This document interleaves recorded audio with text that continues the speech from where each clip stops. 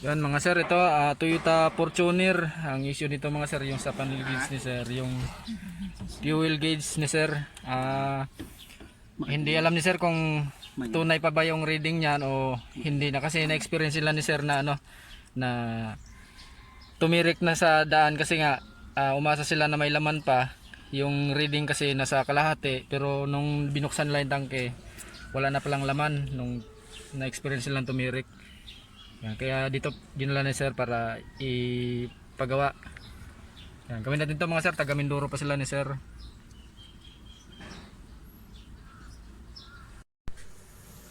Yan, ito na mga sir, panel gauge ng Toyota Fortuner. Ang issue nito yung fuel gauge nya, hindi accurate. Na-experience sila ni sir na tumirik, pero yung reading ng fuel gauge nasa kalahati pa, pero nung binaba daw nila yung tangke, wala na palang laman. Yan, taga Mindoro sila ni sir mga sir. Gawin natin to.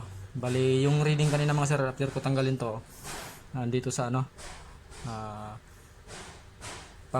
sa baba ng full tank, pangatlong guhit sa baba ng full tank. Yan, mamaya bali observe natin to mamaya kung may magbago mga sir after ko repair.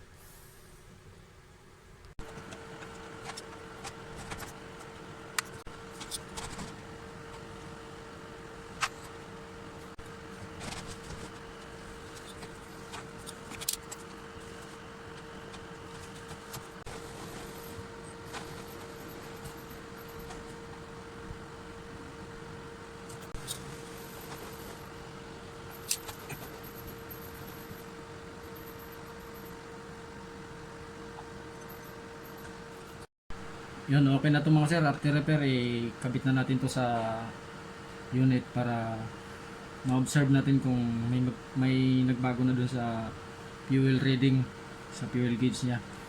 Toyota Fortuner to mga sir, yung issue nito yung sa fuel gauge.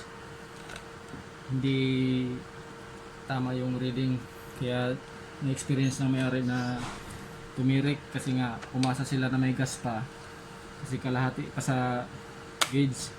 Pero nung binuksan nila yung tangke, wala na palang laman. Balik na natin ito mga sir. Di ba? Marunong rin na rin. Magbabara-bara kasi yan sir eh. Yun ang malakas makapagpabara sa sa mga linya. Sa mga fuel lines. Ayos. Yun mga sir, ito na mga sir yung yung fuel gauge ng Toyota Fortuner kanina mga sir, nasa halos lampas 3 port yun kanina yung reading niya. Ngayon ito na yung tunay na reading niya mga sir. Tapos dito 376 yung range kanina, ngayon 360 na, nagbago na mga sir. Yan, goods na mga sir. Toyota Fortuner fuel gauge yung issue niya, inaccurate reading. Ngayon goods na yan. Update man lang ako sir na. Okay, sige. Yun, maraming salamat.